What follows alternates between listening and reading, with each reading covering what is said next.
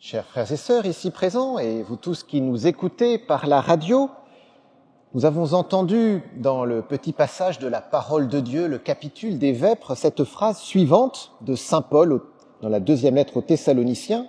« Dieu vous a choisi pour être sauvés par l'Esprit qui sanctifie et par la foi en la vérité. » Et nous, quelle est notre foi en la vérité? Et déjà, avons-nous vraiment la foi? Et même, qu'est-ce que la foi? Ces questions ne sont pas anecdotiques, parce que la lettre aux Hébreux affirme « Sans la foi, il est impossible de plaire à Dieu ». Pas juste, ça plaira peut-être un peu moins au Seigneur, mais il est impossible de plaire à Dieu si l'on n'a pas la foi. Et c'est même un enjeu de salut, puisque Dieu vous a choisi pour être sauvés par l'Esprit et par la foi.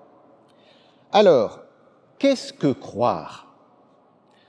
Parfois, on dit « Moi, je suis comme saint Thomas, je ne crois que ce que je vois ». Je ne sais pas si vous avez déjà réfléchi à cette affirmation, mais c'est une contradiction dans les termes.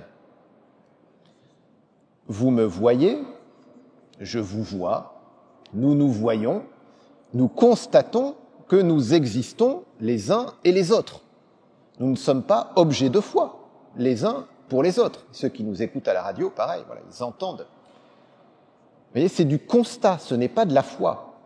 Par contre, si vous aviez vu dans le planning qu'il y aurait une conférence à l'issue des Vêpres, vous avez cru qu'il y aurait cela, mais tant que vous ne l'avez pas vu, ça restait du domaine de la confiance, ça restait du domaine de la foi.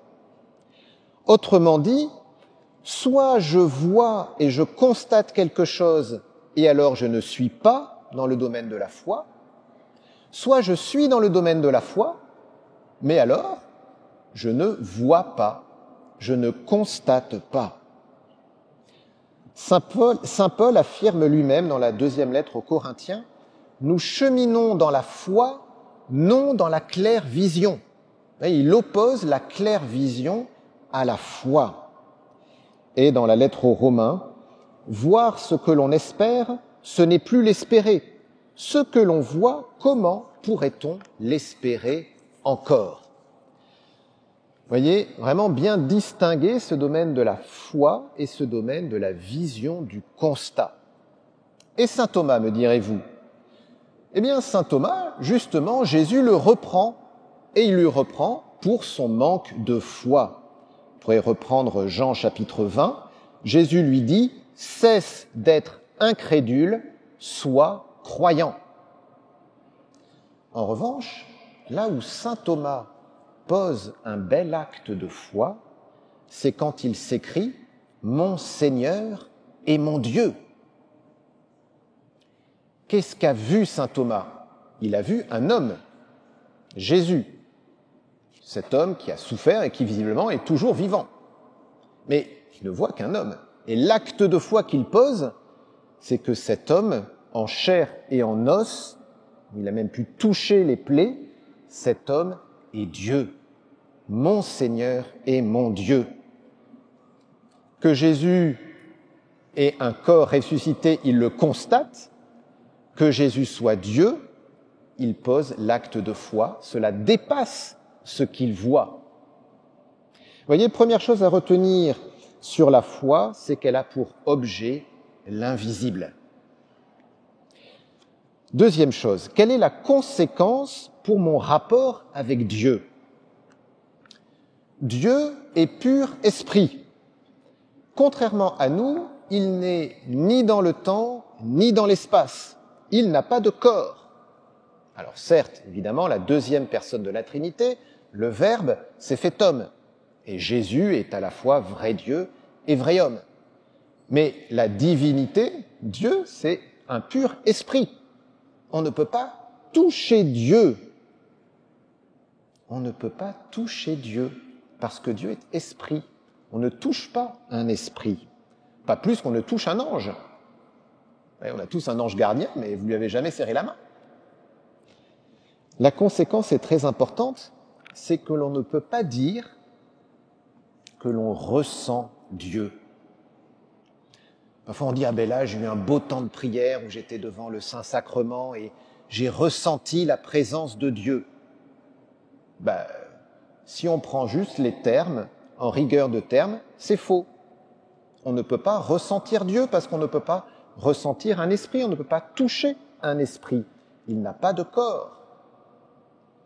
Par contre, ce que je peux éventuellement ressentir, c'est l'effet de l'action divine dans mon corps, dans mon être. Mais ce n'est pas Dieu lui-même. C'est l'effet de sa présence qu'il veut que je perçoive, mais ce n'est pas lui-même. C'est une distinction très importante à avoir en tête. Saint Jean de la Croix, docteur de l'Église, l'explique très bien. Je cite le Cantique spirituel. Il faut comprendre que si l'âme ressent une grande grâce, ou un sentiment, ou une connaissance spirituelle, elle ne doit pas pour autant se persuader que ce qu'elle sent, c'est posséder ou voir Dieu clairement.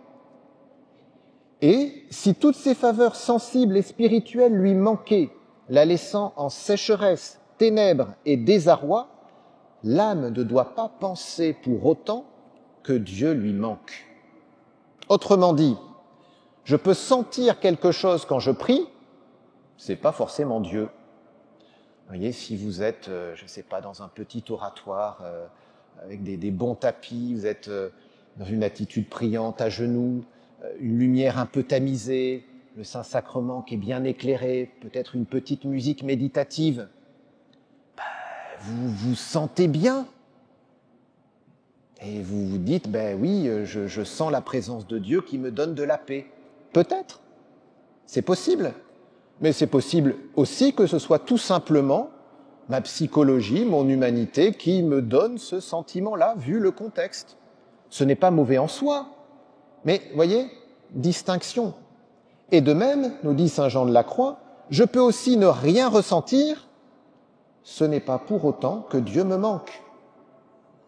Ce n'est pas parce que je ne sens rien quand je prie que Dieu n'est pas là. Ce n'est pas parce que je ne sens rien quand je prends 1 heure d'adoration ici au Sacré-Cœur de Montmartre que je n'ai pas fait une bonne prière et que Dieu ne m'a pas touché.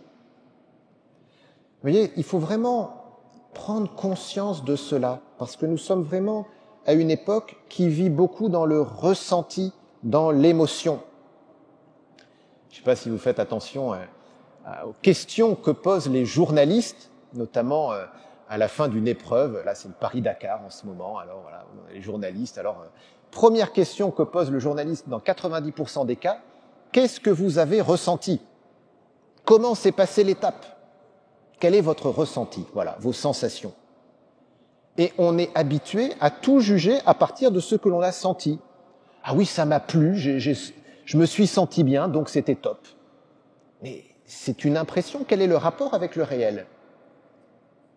Il se peut qu'il y en ait un, il se peut qu'il n'y en ait pas du tout. Et en tout cas, par rapport à Dieu, le lien, il est absolument pas immédiat. Et en tout cas, ce n'est pas parce que je ne sens rien que Dieu n'est pas là. Alors, vous allez me dire, alors, si Dieu il est invisible, qu'on ne peut pas le sentir, qu'on ne peut pas le toucher, comment j'entre en relation avec lui? Eh bien, précisément par la foi. Vous voyez, puisqu'on a vu, c'était le premier point, que la foi, c'est le domaine de l'invisible, de ce que l'on ne peut pas toucher. Eh bien, s'il y a bien une chose qui nous permet d'entrer en relation avec l'invisible, avec Dieu, c'est notre foi. Saint Jean de la Croix dit même que la foi est le seul moyen que nous ayons pour entrer en contact avec Dieu. Il dit que c'est un moyen proche et proportionné. Proche parce que c'est quelque chose que nous avons, la foi, nous l'avons reçu à notre baptême, et proportionné parce qu'il n'y a que la foi qui est adaptée au divin. Vous voyez? Et donc la conséquence dans notre prière, c'est que quand nous interrogeons la qualité de notre prière, la question à se poser n'est pas « qu'est-ce que j'ai ressenti ?», mais « est-ce que j'ai vécu cette prière dans la foi ? Est-ce que j'ai posé un acte de foi en la présence de Dieu, par exemple dans l'Eucharistie, si c'était un temps d'adoration ? Est-ce que j'ai vraiment posé cet acte de foi que j'étais en relation avec le Seigneur ? Est-ce que j'ai vécu une amitié avec Dieu? Vous voyez? Et si oui, eh bien alors j'ai bien prié, indépendamment de ce que j'ai pu ressentir, et même d'ailleurs indépendamment du fait que j'ai pu avoir des distractions à partir du moment où, quand j'ai pris conscience que je commençais à être distrait, je suis revenu à Jésus. Et du coup, chaque fois que je suis revenu après une distraction à Jésus, c'était comme autant d'actes de foi qui m'ont mis de nouveau en contact avec Dieu. C'est important d'avoir ça en tête, voyez, parce qu'on peut dire que le progrès dans la vie spirituelle correspond à un progrès dans la foi. Ce n'est pas pour rien que les apôtres demandaient à Jésus « Augmente en nous la foi ». Mais pour grandir, cette foi a besoin d'être perfectionnée dans son exercice. Et c'est le troisième point que j'aimerais voir avec vous. Comment on peut perfectionner l'exercice de notre foi? Comment on peut faire grandir notre foi pour entrer davantage en contact avec le Seigneur? Alors, il y a des moments dans la vie spirituelle où l'on a l'impression que tout va bien. Et merci Seigneur, hein. On aime prier, le couple va bien, le travail va bien, les finances vont bien. Et du coup, là, on affirme assez facilement que l'on a la foi, hein, et d'ailleurs qu'on est fier d'être chrétien, hein, et notre Dieu nous bénit. Merci Seigneur. Mais vient un moment, ou des moments d'ailleurs, hein, où la prière devient difficile, ou peut-être je vais traverser une période de chômage, où différentes difficultés vont s'accumuler. Et alors là, il y a un doute qui va commencer à apparaître. Est-ce que Dieu m'aime encore? Est-ce que j'ai commis un gros péché et du coup Dieu s'est éloigné de moi? Peut-être que Dieu me punit.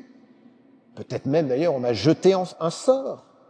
Et la tentation, c'est peut-être, est-ce que je ne ferais pas mieux de tout arrêter? Non, parce que d'ailleurs la religion ça sert à rien, et puis quand j'essaye, c'est pire qu'avant. Donc vraiment, voilà. Et du coup, on croit avoir perdu la foi. En réalité, si je continue à croire, malgré toutes les difficultés, eh bien, j'exerce beaucoup plus ma foi que quand tout allait bien. Quand tout allait bien, en fait, je suis un peu dans ce que je disais au départ, nous nous voyons les uns les autres, on constate que Dieu existe, on constate qu'il me bénit, on constate qu'il est vivant. Donc c'est comme une évidence. Donc je dis que j'ai la foi, c'est vrai, mais c'est une toute petite foi parce qu'elle est plus proche du constat que de la vraie foi. Par contre, quand tout va mal, quand tout se présente comme si Dieu n'existait pas, et que là je dis « je crois », alors ça, c'est de la foi. Ça, c'est de la foi. Et c'est cette foi-là que Dieu veut que nous ayons, et c'est cette foi-là qui déplace les montagnes et qui fait des miracles. La foi, quand tout va bien, elle n'a pas beaucoup de fruits. La foi, quand tout va mal, alors là, elle est puissante. C'est même ce qui faisait dire à Thérèse de Lisieux que du coup, avec cette foi-là, on est comme une reine qui commande. Voyez. Et comme Dieu est bon et qu'il veut nous faire progresser en sainteté, il veut nous faire progresser aussi dans la foi. Et alors, peu importe l'origine des épreuves spirituelles ou humaines que nous pouvons avoir à traverser, mais il s'agit de les voir comme autant d'occasions pour développer notre foi. Et du coup, on peut les voir comme des purifications de notre foi. Avant, en fait, je croyais en Dieu, non pour Dieu, mais pour les cadeaux qu'il me faisait. Et c'est un peu comme si une fiancée préférait sa bague de fiançailles à celui qui la lui avait offerte. Est-ce que j'aime Dieu pour lui-même ou pour les cadeaux qu'il me fait? Et il faut reconnaître que notre vision de Dieu est bien souvent limitée à un distributeur automatique. Voilà, je mets un chapelet, je mets un temps de louange et puis je dois avoir une récompense. Alors Dieu nous récompense, oui, mais il veut plus que ça. Il veut une amitié. Il y a un changement de point d'appui. Avant, c'est un peu « Seigneur, je gère, bénis ce que j'ai décidé de faire ». Et là, il s'agit d'être dans cette attitude « Seigneur, que veux-tu que je fasse ?» Voilà. « Seigneur, ton serviteur écoute. Seigneur, sans toi, je ne peux rien. » Et cette attitude de foi, Jésus ne cesse de la déployer dans l'Évangile. Vous voyez, on peut penser par exemple à la tempête apaisée c'est Marc chapitre 4. Jésus dormait sur le coussin à l'arrière. Je vous rappelle qu'il y a une tempête. Donc dans la tempête, on a l'impression que Jésus dort. Qu'est-ce qui se passe? Les disciples le réveillent et lui disent « Maître, nous sommes perdus, cela ne te fait rien. Seigneur, tu nous as abandonnés. » Réveillé, Jésus menaça le vent et dit à la mer « Silence, tais-toi !» Le vent tomba, il se fit un grand calme. Jésus leur dit « Pourquoi êtes-vous si craintifs? N'avez-vous pas encore la foi ?» Et dans la tempête, qu'est-ce que Jésus attend? Que nous ayons la foi, alors même que lui dort ou donne l'impression de dormir.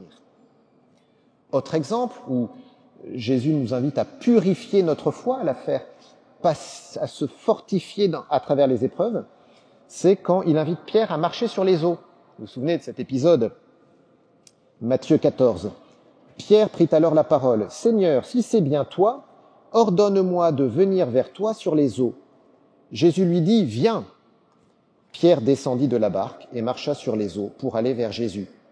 Mais voyant la force du vent, il eut peur, et comme il commençait à enfoncer, il cria « Seigneur, sauve-moi !»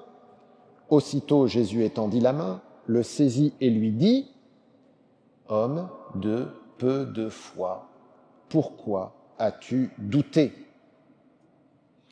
On pourrait encore évoquer d'autres paraboles. La parabole, vous savez, de la maison construite sur le roc et la maison construite sur le sable. Quand vient la pluie, la tempête, le tremblement de terre, tout ça, celle qui s'effondre, c'est évidemment celle qui est construite sur le sable. Celle qui tient bon, c'est celle qui est construite sur le roc. Et Jésus nous dit, ce roc, c'est moi.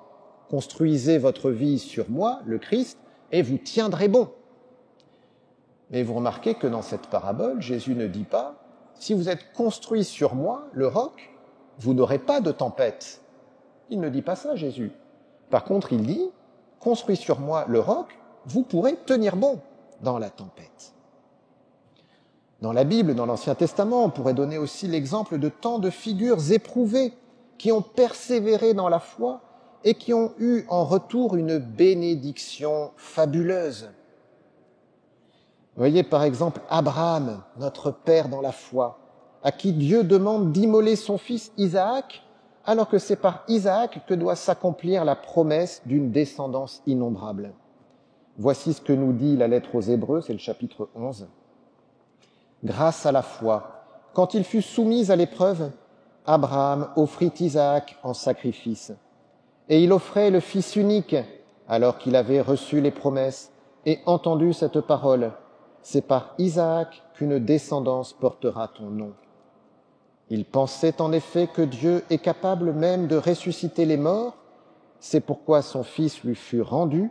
Il y a là une préfiguration. Et ce qui est mis en avant, c'est cette foi d'Abraham, tellement forte qu'il est prêt à immoler son fils parce qu'il croit que Dieu peut le ressusciter.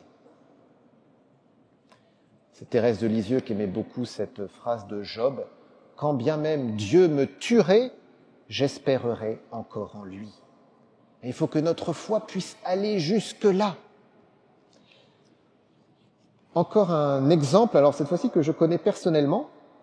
Il s'agit d'un certain Cédric. Quelques années, il était adolescent et il voit sa mère confrontée à d'énormes difficultés. Alors, d'une part parce que le papa était parti et puis il y avait de nombreuses épreuves financières, l'épreuve de la maladie. Enfin bref, vous voyez, tout ce qu'on peut imaginer qui arrive. Et lui, adolescent, ne comprend pas. Et il dit à sa maman, « Maman, comment peux-tu encore avoir la foi avec tout ce qui nous arrive ?» Et la maman lui répond, « Écoute Cédric, je ne peux pas t'expliquer, mais je crois. » Mais ça a tellement bouleversé ce Cédric que Cédric est maintenant prêtre du diocèse de Paris. Voilà. J'ai même passé quelque temps au séminaire avec lui. Vous voyez ? Il faut, je crois, avoir en tête que Dieu veut que nous ayons cette même foi. Ces passages bibliques, ce témoignage-là que je viens de rapporter, c'est pas pour les autres, c'est pour chacun de nous. est-ce que nous croyons que Dieu veut à chacun nous donner une foi aussi grande? Dieu veut le faire, Dieu veut nous donner cette foi. Alors demandons-la, accueillons-la. Saint Jean de la Croix nous explique qu'en fait, dans ces situations, on a l'impression que Dieu s'est éloigné. Dieu ne s'est pas éloigné. Bien au contraire, il prend l'image d'un hibou. Vous connaissez cet oiseau, le hibou? Le hibou, c'est un oiseau qui vit la nuit. Et donc, il a des yeux très sensibles à la toute petite étincelle de lumière pour voir même dans le noir. Mais en plein jour, un hibou, ça voit pas grand-chose. Pourquoi? Non pas parce qu'il n'y a pas de lumière, mais parce qu'il y en a trop. Alors voici ce que dit Saint Jean de la Croix. Plus la lumière est forte, plus elle aveugle et obscurcit les yeux du hibou. Et plus on regarde le soleil en face, plus il cause de ténèbres et empêche de voir, car l'éclat du soleil dépasse trop la faiblesse des yeux.